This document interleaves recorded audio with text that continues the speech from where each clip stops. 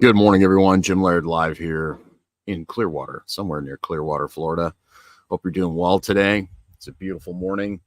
I love the fall here in Florida. It's pretty awesome. We got some wind chimes going in the background here. So this week on our weekly free webinar that you get for being on our email list, go to Stillman Wellness MD or stillmanwellness.com. Don't let me confuse you. Stillmanwellness.com. Get on our email list. We're going to send an email out last night with a link to this week's webinar. There'll be an email going out tomorrow night on Wednesday. It's also a great way to keep track of us just in case we disappear off social media platforms. I'm in Instagram jail right now. So, they don't like it when you make people think differently than the norm. So they have a tendency to push you aside, so to speak. So that's a great way to keep up with us, just in case we disappear. This week's topic is basically detoxification. Okay. And today's topic is one of the biggest things people miss. A lot of people, when they come to us, they're looking for some magic bullet. It's a hormone or a supplement or a diet. And they don't really understand how their normal everyday life affects their health in general. So I call it the stress bathtub. People in the quantum space will call it redox. Okay. Your environment and your lifestyle plays a huge role into your body's overall ability to handle stress and to cope with the challenges of life. Okay. So if you're working a ton of hours, if you're indoors all the time, if you're not getting sunlight, natural light in your life, your ability to handle stress, your stress bathtub is going to be more full. Okay. If you're not doing the appropriate amount of exercise for you, we run into this a lot. Dealt with this with 4 or 5 different people in the last month that are in our medical program. The exercise programs they were doing are actually contributing to their issues because it's too much stress for their bathtub right now. And so we have to make some adjustments on the intensity, bring the intensity down a little bit, maybe raise their preparedness so they can handle stress. And then also getting people to understand that the exercise selection they're choosing might not be the best way to reach their goal, which most people's goal is just to look good and feel good. So to get people to focus more on the everyday lifestyle choices that in a year, in months, in weeks, over time, plays a huge role in your overall health and well-being, instead of looking for 1 or 2 magic things. And magic things do have a place and they do help. There's no doubt that adding certain things in at certain times can definitely help with that. But most people, their ship is sinking and they're worried about rearranging the deck furniture instead of plugging the hole in the boat.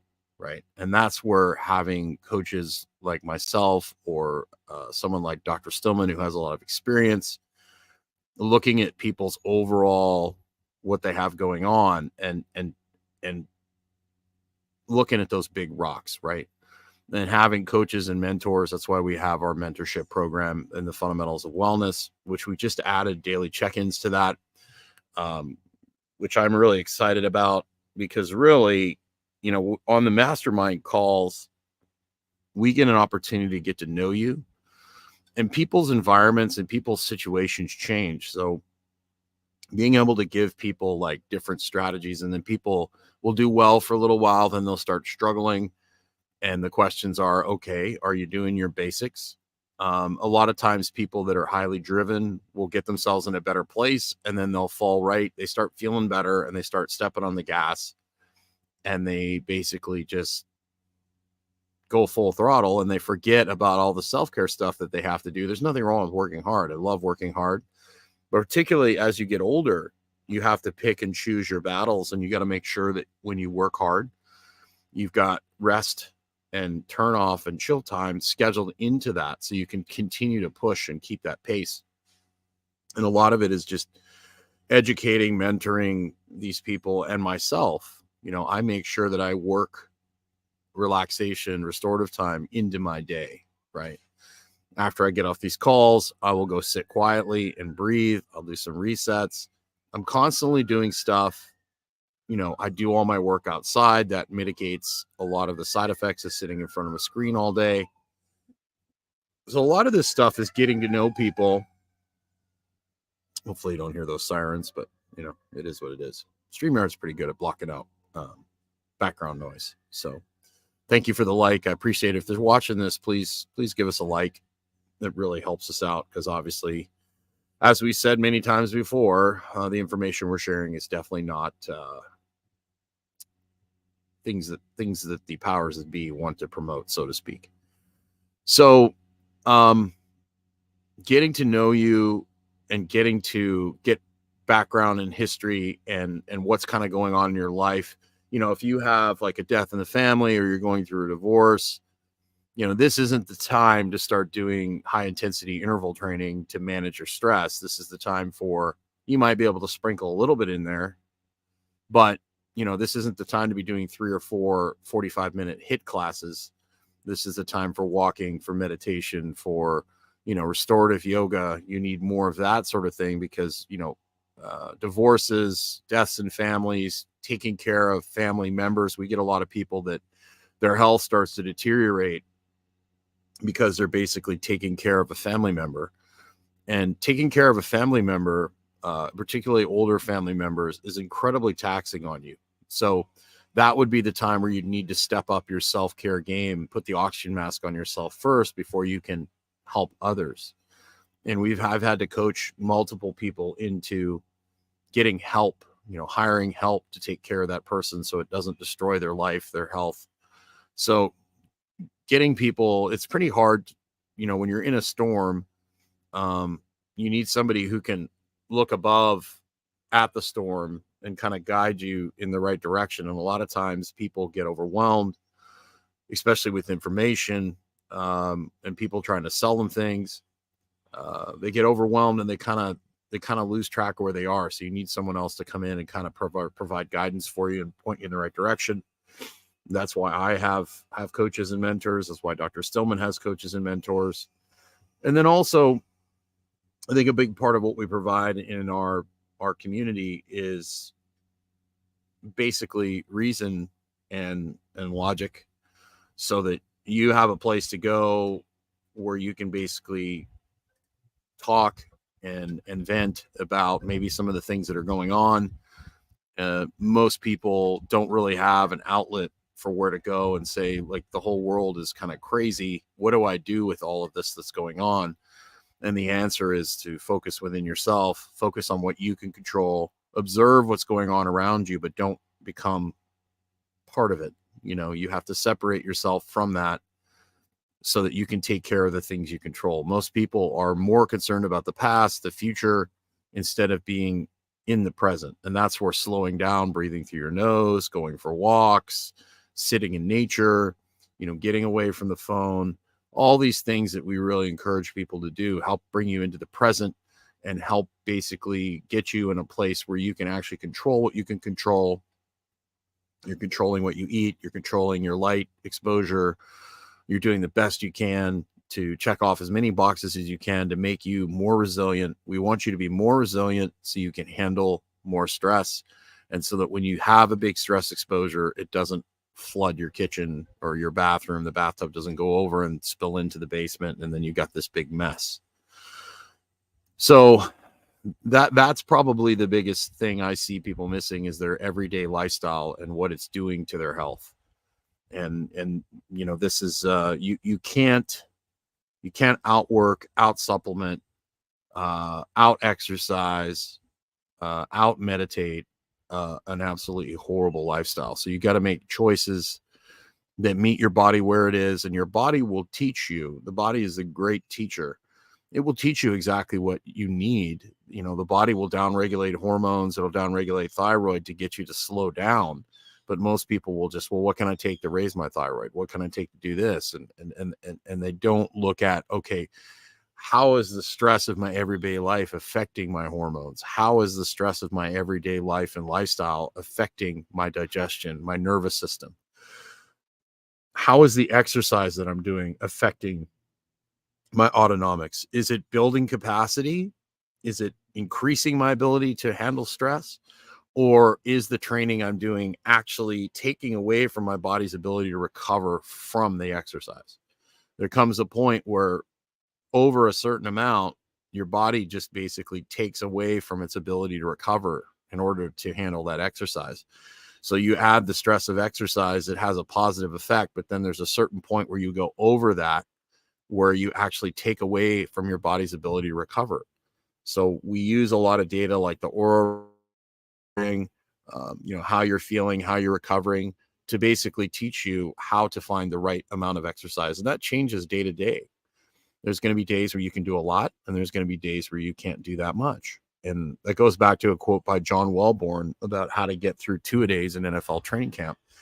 You have this big pile of dirt, and some days you shovel 3 or 4 scoops of dirt, 3 or 4 shovelfuls, and some days it's a teaspoon, but you're always moving that dirt. So learning how to become self-aware, present, so you can make the choices to give your body what it needs. You need to take your body to the shop to get maintenance done, oil changes, wheel alignments, brakes. Or are you in a good place? You can drive your car fairly hard, but when you drive your car hard, you need to do the maintenance. And a lot of people forget about the maintenance. They just put it off. I've gone over 3,000 miles. I'm approaching 4,000, 5,000. I can put that oil change off for another 1,000 miles or another 1,500 miles or another 2,000 miles. And then the engine starts acting funny. Well, it's just a knock. There's got to be, I can add an octane booster that's going to take the knock away. And then before you know it, they're on the side of the road. Jim asked a great question. What do I think a take on the stress function on the Oura ring? I like it. It basically, when I look at that, I'm basically looking at, are you having more stress than rest? So it's just data, like it basically just tells me, okay, I had, like yesterday, I had, 20 minutes of highly stressful activity, and I had like an hour and a half of restorative time. So it's like I did a good job yesterday of balancing that all out. Now, if it's the other way around, where it's an hour and a half of stress and only 30 minutes or 10, 15 minutes of restorative time, that means you need to do more things to chill. Right. So it's just data. It's just helping me make decisions. And most people should be able to figure this out intuitively on their own, but they can't. Most people are not self-aware to do that, including myself. I'm a terrible judge of where my body's at. But if I'm looking at data like HRV, if I'm looking at data, resting heart rate, respiratory rate, if I'm looking at all these things, I can see, while my body's in a great place right now, I can push a little harder. Or my body's not in a great place right now, I need more float tank, I need more walking. So it's just a matter of giving your body what it needs to adapt in a positive way to handle more stress. That's essentially what we're trying to do, is build resiliency. And you can't build resiliency by just beating someone down all the time. You've got to let the body rest. Even high level military people need, time off. They need to get away from combat. They need to get away from those high stress situations. They need rest. R&R, they call it, right? And so it's basically just the same thing. So it's just more data. If you click on heart rate on Oura Ring, it used to have restorative time, and you would just scroll back and you would see how much restorative time you had. We had a lady, highly successful, had visited a number of different high-end doctors and spent a lot of money looking at labs, and they couldn't figure out why she felt tired all the time. And day one, we went into her Oura Ring data and looked back at her restorative time. She didn't have 1 minute of restorative time daily in a year. And so when she works hard to get that up to 30, 40 minutes a day, she feels much better. She has more energy. And then I'll get a text out of the blue. I'm struggling. I'm not feeling well.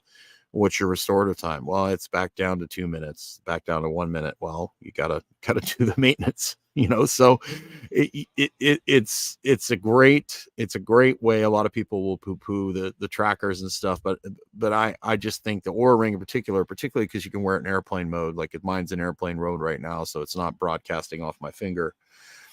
I think it's a really good way for type A, highly driven people to have an unbiased data point, because I'll deal with people all the time that will be in a bad place. And I'm like, how do you feel? you feel good? They can't tell me like, oh, I'm not that tired. But then we look at their data and it basically shows that they're exhausted. And we look at their labs and it shows that they're exhausted. They're depleted on magnesium. They're running, but they just aren't self-aware enough to realize they need to rest. Right. I worked with one guy who was basically a high-level CEO, high-level performer, high respiratory rate, just rolling all the time, and got him to do some breathing drills and got him to bring his level down and got him to relax. And he's like, I feel tired. I'm like, actually, you feel calm. That's calm. It's not necessarily tired. You're just calm. You're relaxed. And that's okay. You need more of that. And so getting him to understand the difference between being tired and being calm. A lot of people that are type A that get stuck in this like go, go, go kind of caffeinated state, they think that sitting still, they feel guilty about that, or they just can't relax because they feel guilty, or they just can't deal with the silence and the stillness in their head. I love going and sitting with people and watching people just sit somewhere and you'll see their foot just bouncing. And I used to be like that. The foot would be bouncing, bouncing, bouncing, bouncing. They just can't sit still no matter what they do. So learning how to relax and let go and to get a little bit of silence and a little bit of restorative time, disconnecting from the phone. This is probably the number one thing most people struggle with in our modern world, because chronic stress, the phone, the apps, the driving in traffic, this is all stuff that our biology doesn't really know how to handle. We don't know how to handle chronic low level emotional, physiological, or psychological types of stress on a regular basis. We're designed to do manual labor and then run from a threat or fight a threat or something like that for very short periods of time, a couple times a month. We're not designed. If you read Robert Sapolsky's Why Zebras Don't Get Ulcers, he talks about what happens when you have that low level chronic stress constantly and what it does to your biology over time. And that's probably the number one neglected thing. And that's why working on the lifestyle part of it, building in rest and relaxation into your overall lifestyle instead of just going and doing more all the time is super key. But Jim, thank you for the question. I hope you're doing well. But that's basically the bottom line with that. So happy to answer any more questions if anyone has any. But the bottom line is you just need to be more self-aware. And to steal the phrase from Paul Chek again, I use this phrase all the time. In order to work out or push, you have to work in first. And working in means things like Tai Chi, restorative yoga, float tank, sleep, good nutrition. All these things pay back your credit card debt. We want to keep that card we don't want to max the card out. We don't want to be paying 18%, 19, 20% interest. We want to be making the payments and the rest, the nutrition, the sleep, the getting outside, the sitting quietly in nature, the meditation. All those things keep your credit card balance low and your ability to spend high, and you don't have to pay those high interest rates. But that's basically what it comes down to. And most people, they just keep maxing their credit card out, and then they're paying 18, 19, 20% interest, and they're wondering why they're really struggling. And they aren't taking the time to pay that balance down or to do the maintenance on their car, to use another analogy, if you get that. And that's why having, a group, a mastermind group where we can basically teach you, hold you accountable. You get a notification every day from our app that says, did you do this? Did you do that? And you can look at it. And that's the thing. When people struggle, we start going through, have you been doing this? Are you doing this? Are you getting your walks? Are you doing your quiet time? And most of the time it's like, well, no, I kind of sort of stopped doing that. And I started drinking wine again at night because it makes me feel better. And then I started watching YouTube videos again. Okay.